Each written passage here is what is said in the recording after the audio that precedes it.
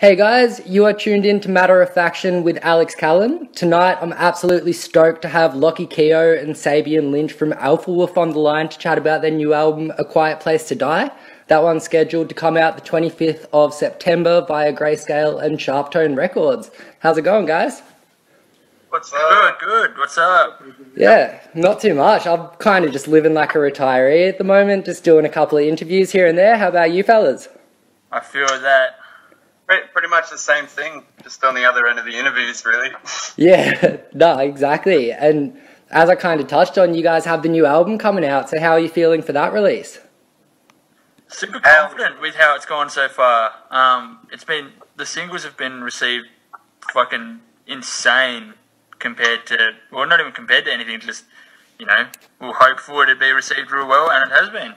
Couldn't ask for a better response. Exactly. I mean, some of the singles are already kind of clocking over 500,000 streams, which is insane considering the album's not even out yet. Yeah, the album as a whole has got like 1.5 million on Spotify, I think. Akudama just clocked 1 million, which is insane. That is so insane. Congratulations, guys. That must be so incredible to see. Thank you, man. And it's awesome. I'm kind of pretty lucky. I've actually had the chance to listen to the album, and it's absolutely incredible. Like, the breakdown in Rotten Pieces, fuck fellas. That is so sick. Yeah. That's the go-to.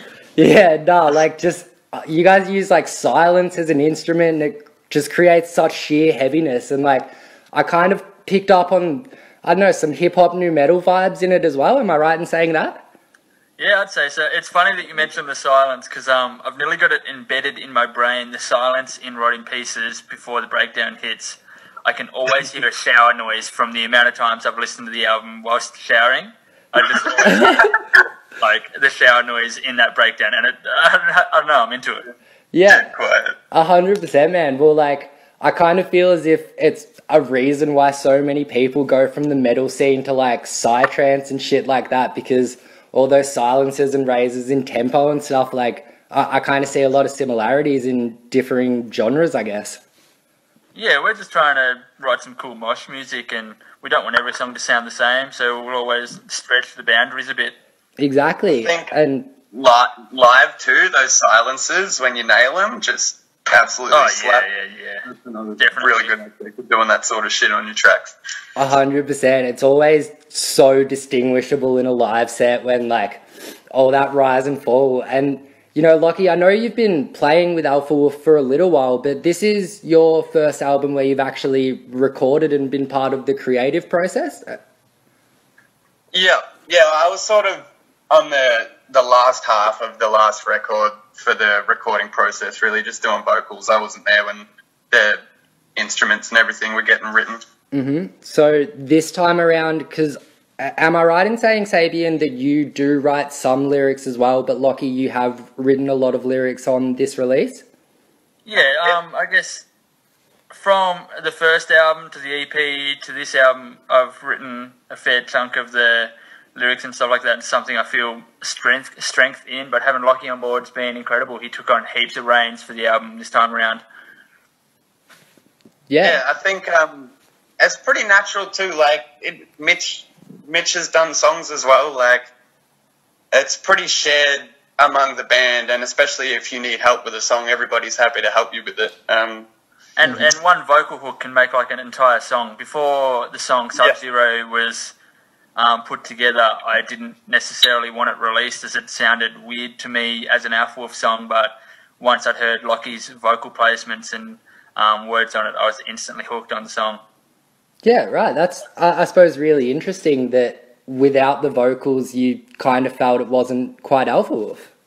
Yeah, it was weird. It was in a different guitar tuning and stuff like that, and listening to the EP instrumentally as a whole before Lochie's vocals were on, personally, I wasn't that big of a fan, but as soon as I heard the hook at the start, I was like, holy fuck, this is it. Yeah, right. No, that's, I suppose it's, not that common that you hear kind of people admit that at points in the recording process they may not have been as much of a fan. And I know that, this upcoming album you are incredibly proud of, Sabian, and have kind of said that it's the best work Alpha Wolf has done to date. Yeah, I feel that 100%, and I'll back it. Yeah, I completely agree, to be honest. The songs come together real well, like the final products.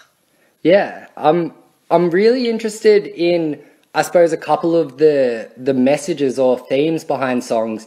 And I'll bring it back to you here, Lochie, where I don't want to mispronounce it, but Akudama and Creep, I suppose, both kind of touch on people being judgmental in the music scene. Was there a specific thing that brought that message to light for you?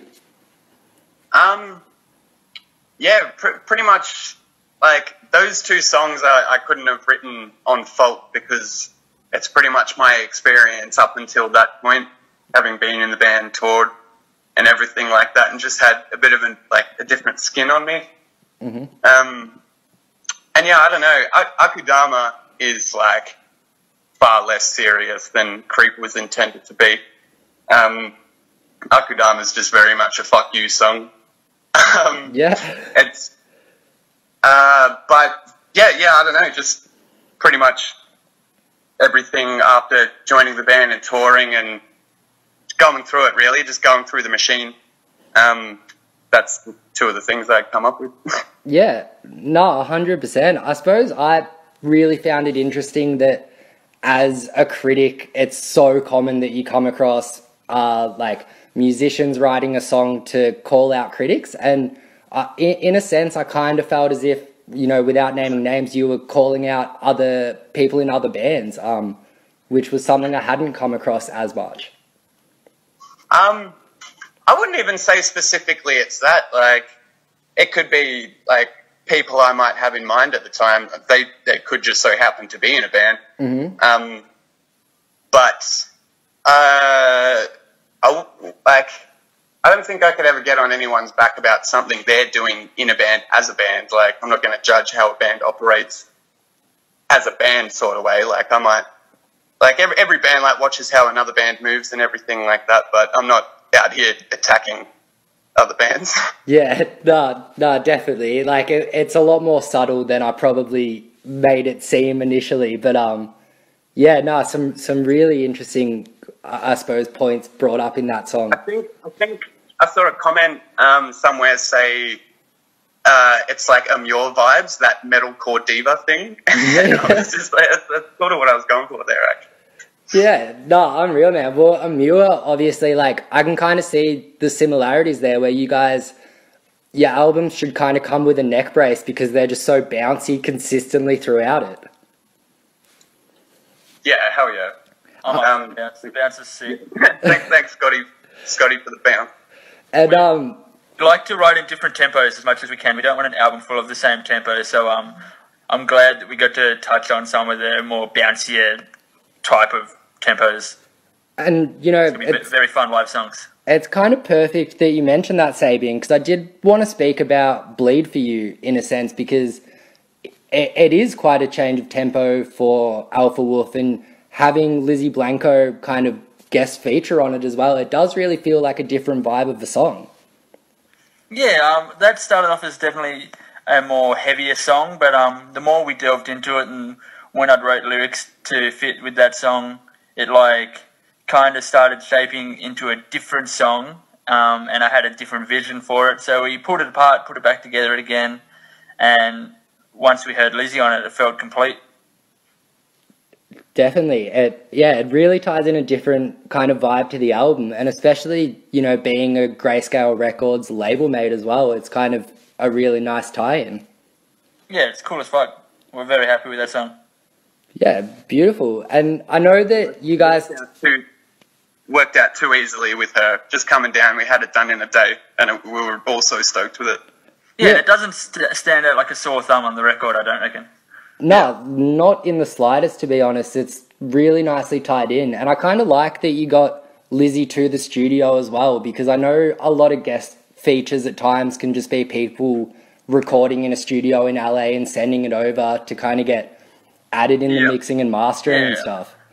I feel like we pride ourselves a lot in always keeping everything nice and personal, whether it's artwork or like videos, promos, the recording process. We always try and use a friend more so than paying some guy on the internet that's in another country who will just, put in half-ass effort. When you're using friends in the creative process, they're always going to put in more love. So flying Lizzie down to have her record, alongside us rather than just doing it in a random studio is definitely way more personal. Definitely, and I suppose you never know where those friendships can lead, because I know that I read online, Lochie, that when you were still performing with Earthender, you were kind of quite good friends with Alpha Wolf and helping out, selling merch and things like that, and now you're fronting the band. Yeah, I think we just started playing shows together, really, just Ash Hole shows at Phoenix Youth Centre. They had a part in one of their songs that I would always jump up to do. And, I think we just started knocking around from then, really. You was our only fan. Yeah. Lochie was selling and buying the merch. I think one time I sheepishly asked to come on to a small Tassie run with him and do merch for him. I was like, can you let me know of hotels near the venue and I'll just stay there and backpack along? He's like, nah, come along, you'll be right. Right. Well, it's pretty mental how it's all kind of tied together again. And, in terms of going on tours, you guys were over in the United States and you had to cut your tour short. I'm so sorry to hear that, guys. Yeah, it happens. The entire world of entertainment is suffering at the moment, so we can't be too sooky within our small camp of our little mosh metal band when literally everything is under the shit right now. Exactly. It's like I was kind of living over in Japan and had to come back. It's like it's been such a hectic time, and yeah, it sucks. Like seeing Hollywood movies getting fucked over because they can't premiere in cinemas and stuff like that. It's like, okay, we can't stress that much. We lost a bit of money, we lost a cool tour, but we're still young and fresh as a band. We got time. We're good. And I feel as if you guys have the excitement behind you that it doesn't matter when these restrictions ease, there's gonna be an album tour. Am I right? Yeah, 100%. Absolutely.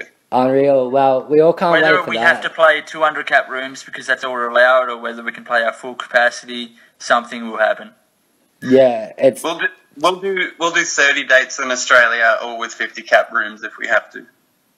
That'd be pretty sweet, to be honest. Like, I'd be pretty happy being one of the 50 in the room. That would be tight. Imagine if they have socially distanced moshes, though. That. We can't. It's not going to be a thing. Yeah, no, it'd be the weirdest wall of death ever. That's for sure. Yeah, everyone will just have to take a ticket and mosh one at a time. Yeah, you could do that, or just get those, the Flaming Lips had the huge, bubbles that people had to sit in for the set. No, just get Zorbs. We'll do Zorb pits. That'd be fucking mental. Surely that happens at the next Unify. We're reeling off too many good ideas. Yeah, no, other bands are going to be hearing this and just stealing the ideas. Patent pending.